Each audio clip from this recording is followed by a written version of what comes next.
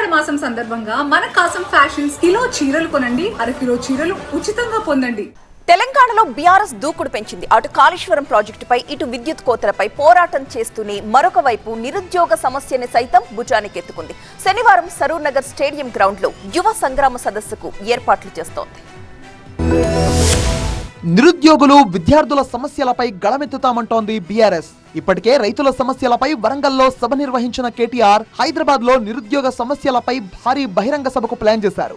నిరుద్యోగ సమస్యలే అజెండాగా ఈ నెల 18వ తేదీన సరూర్ నగర్ స్టేడియంలో యువ సంగ్రామ సదస్సు పేరుతో సమర సంఘం పూరించింది బీఆర్ఎస్. హైదరాబాద్ ఎమ్మెల్యేలు, ఎమ్మెల్సీలు, ముఖ్య నేతలతో భేటీ అయిన బీఆర్ఎస్ వర్కింగ్ ప్రెసిడెంట్ కేటీఆర్ సభను సక్సెస్ చేయాలని దిశానిర్దేశం చేశారు.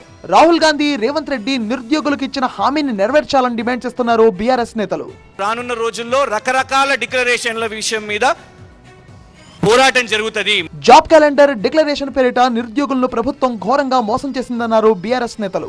ఈ అంశాన్ని ప్రజల్లోకి బలంగా తీసుకువెళ్తామంటున్నారు. పోలీస్ శాఖలో 20,000 ఉద్యోగాలు, విద్యాశాఖలో మరో 20,000 ఖాళీలు ఉన్న నోటిఫికేషన్లు ఇవ్వడం లేదన్నారు మాజీ మంత్రులు. సరూర్ నగర్ సభ ద్వారా ప్రభుత్వంపై ఒత్తిడి పెంచడంతో పాటు నిరుద్యోగులను తమ వైపు తిప్పుకునేందుకు వ్యూహాత్మకంగా వ్యవహరిస్తోంది బీఆర్ఎస్.